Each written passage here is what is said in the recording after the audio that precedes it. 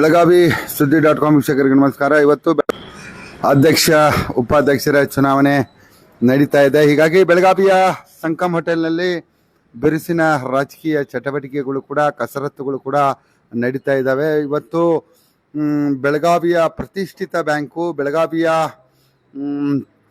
ಪ್ರಸಿದ್ಧ ಬ್ಯಾಂಕು, ಬೆಳಗಾವಿಯ ರೈತರ ಬೆನ್ನೆಲುಬು ಆಗಿರ್ತಕ್ಕಂತಹ ಬೆಳಗಾವಿ DCC ಬ್ಯಾಂಕಿನ ಅಧ್ಯಕ್ಷ ಹಾಗೂ ಉಪಾಧ್ಯಕ್ಷರ ಚುನಾವಣೆ ಇವತ್ತು ನಡೀತಾ ಇದೆ. ಹೀಗಾಗಿ ಬಾಲಚಂದ್ರ ಜಾರಕಿಹೊಳಿ ಅವರು ಮತ್ತು ಬೆಳಗಾವಿ DCC ಬ್ಯಾಂಕಿನ ಬಹುತೇಕ ಅವರ ಗುಂಪಿನಲ್ಲಿರುವಂತಹ ನಿರ್ದೇಶಕರು ಒಬ್ಬೊಬ್ಬರಾಗಿ ಈಗ ಬೆಳಗಾವಿಯ ಸಂಕಮ್ ಹೋಟೆಲ್ಗೆ ಬರ್ತಾ ಇದ್ದಾರೆ.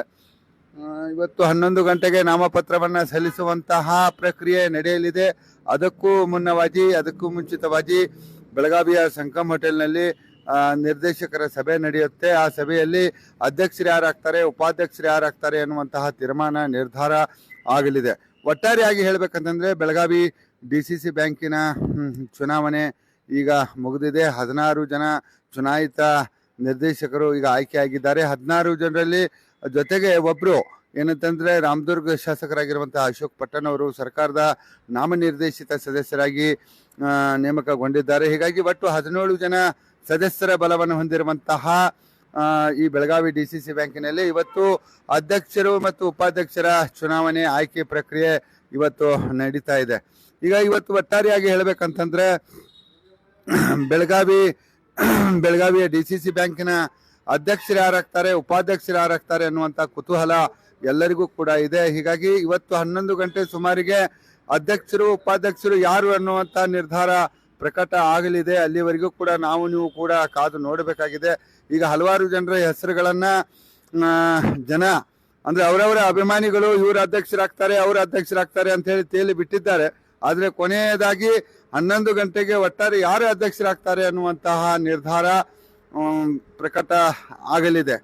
ಈಗಾಗಲೇ ಬಾಲಚಂದ್ರ ಜಾರಕಿಹೊಳಿ, ಅಣ್ಣಾ ಸಾಹೇಬ್ ಜೊಲ್ಲೆ ಮತ್ತು ಮಹಂತೇಶ್ ದೊಡ್ಡಗೌಡರ್ ಇವ್ರದ್ದೇನು ಒಂದು ಗುಂಪಿದೆ, ಅವರಿಗೆ ಸ್ಪಷ್ಟವಾದಂತಹ ಬಹುಮತ ಇದೆ. ಆ ಗುಂಪಿನಲ್ಲಿ ಯಾರಾಗ್ತಾರೆ ಎನ್ನುವಂತಹ ಕುತೂಹಲ ಕೂಡ ಎಲ್ಲರಿಗೂ ಕೂಡ ಇದೆ. ಈಗ ಬಾಲಚಂದ್ರ ಜಾರಕಿಹೊಳಿ ಅವರು ಈಗಾಗಲೇ ಒಂದು ಹೇಳಿಕೆಯನ್ನು ಕೊಟ್ಟಿದ್ರು, ನಾವು ಲಿಂಗಾಯತ ಸಮಾಜಕ್ಕೆ ಆ ಅಧ್ಯಕ್ಷ ಉಪಾಧ್ಯಕ್ಷರ ಸ್ಥಾನವನ್ನ ಕೊಡ್ತೀವಿ, ಲಿಂಗಾಯತ ಸಮುದಾಯದವರೇ ಅಧ್ಯಕ್ಷರು ಮತ್ತು ಉಪಾಧ್ಯಕ್ಷರು ಆಗ್ತಾರೆ ಎನ್ನುವಂತಹ ಒಂದು ಭರವಸೆಯನ್ನ ಬಾಲಚಂದ್ರ ಜಾರಕಿಹೊಳಿ ಅವರು ಕೊಟ್ಟಿದ್ರು. ಆ ಪ್ರಕಾರ ಇನ್ನೊಂದು ವಿಚಾರ ಏನಂತಂದ್ರೆ ಲಕ್ಷ್ಮಣ್ ಸವದಿ ಅವರು ನನ್ನ ಜೇಬಿನಲ್ಲಿ ಚೋಪಡಿ ಇದೆ, ಆ ಚೋಪಡಿನಲ್ಲಿ ಲೆಕ್ಕ ಮಾಡಿದ್ದೇನೆ, ಆ ಲೆಕ್ಕದ ಪ್ರಕಾರ ನಮ್ಮವರೇ ಅಧ್ಯಕ್ಷರಾಗ್ತಾರೆ ಎನ್ನುವಂತಹ ಸವಾಲನ್ನು ಕೂಡ ಲಕ್ಷ್ಮಣ್ ಸವದಿ ಅವರು ಹಾಕಿದ್ರು. ಅದಕ್ಕೆ ಪ್ರತಿಯಾಗಿ ಬಾಲಚಂದ್ರ ಜಾರಕಿಹೊಳಿ ಅವರು ಕೂಡ ಒಂದು ಸವಾಲನ್ನು ಹಾಕಿದ್ರು. 50 ಕೋಟಿ ರೂಪಾಯಿ ಬೇಕಾದ್ರೆ ನಾನು ಬೆಟ್ ಕಟ್ತೇನೆ, ನಮ್ಮ ಗುಂಪಿನವರೇ ಅಧ್ಯಕ್ಷರು ಉಪಾಧ್ಯಕ್ಷರ ಆಯ್ಕೆ ಆಗ್ತಾರೆ ಎನ್ನುವಂತಹ ಪ್ರತಿ ಸವಾಲನ್ನು ಕೂಡ ಬಾಲಚಂದ್ರ ಜಾರಕಿಹೊಳಿ ಅವರು ಹಾಕಿದ್ರು.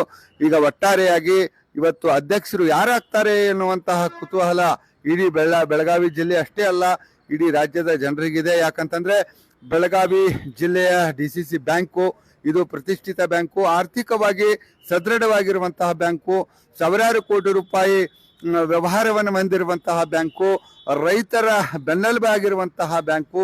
ಹೀಗಾಗಿ ಈ ಬ್ಯಾಂಕಿನ ಭವಿಷ್ಯ ಅಂತಂದ್ರೆ ಈ ಬ್ಯಾಂಕ್ ಅನ್ನ ನಡೆಸ್ಕೊಂಡು ಹೋಗುವಂತಹ ಆ ಸಾರಥಿ ಯಾರು ಅನ್ನುವಂತಹ ಇವತ್ತು ನಿರ್ಧಾರ ಪ್ರಕಟವಾಗಲಿದೆ. ಒಂದು ಬಲ್ಲ ಮೂಲಗಳ ಪ್ರಕಾರ, ಬೆಳಗಾವಿ ಸುದ್ದಿ.com ನ ಒಂದು ಬಲ್ಲ ಮೂಲಗಳ ಪ್ರಕಾರ ಇವತ್ತು ರೇಸ್ನಲ್ಲಿ ಯಾರ್ಯಾರಿದ್ದಾರೆ ಅಂತಂದ್ರೆ ಅಣ್ಣಾ ಸಾಹೇಬ್ ಜೊಲ್ಲೆ ಅವರು ಇದ್ದಾರೆ, ಜೊತೆಗೆ ಅವ್ರ ಜೊತೆಗೆ ಮಹಂತೇಶ್ ದೊಡ್ಡಗೌಡರು ಕೂಡ ಇದ್ದಾರೆ. ಇನ್ನೊಂದು ಮಾತು ಏನಂತಂದ್ರೆ ಈಗ ಹಾಲಿ ಇರುವಂತಹ ಅಧ್ಯಕ್ಷರೇ ಮತ್ತೆ ಮುಂದುವರಿತಾರೆ ಎನ್ನುವಂತ ಬೇರೆ ಬೇರೆ ರೀತಿಯ ಚರ್ಚೆಗಳು ಕೂಡ ನಡೀತಾ ಇದ್ರು ಕೂಡ ಕೊನೆಯ ಪಕ್ಷ ಇವತ್ತು ಏನು ಬೆಳಗಾವಿಯ ಸಂಕಮ್ ಹೋಟೆಲ್ನಲ್ಲಿ 10 ಗಂಟೆ ಸುಮಾರಿಗೆ ಒಂದು ಸಭೆ ನಡೆಯುತ್ತೆ, ಎಲ್ಲ DCC ಬ್ಯಾಂಕಿನ ನಿರ್ದೇಶಕರ ಸಭೆ ನಡೆಯುತ್ತೆ. ಆ ಸಭೆಯಲ್ಲಿ ತೀರ್ಮಾನ ಆಗುತ್ತೆ. ಈಗ ಒಟ್ಟಾರೆಯಾಗಿ ಬೆಳಗಾವಿ DCC ಬ್ಯಾಂಕಿನ ಸಾರಥ್ಯವನ್ನು ವಹಿಸಲಿಕ್ಕೆ 2 ಗುಂಪುಗಳ ನಡುವೆ ಅಂದ್ರೆ ಒಂದು ಸವದಿ ರಮೇಶ್ ಕತ್ತಿ ಗುಂಪು ಒಂದು, ಇನ್ನೊಂದು ಕಡೆ ಬಾಲಚಂದ್ರ ಜಾರಕಿಹೊಳಿ ಅವರ ಗುಂಪು.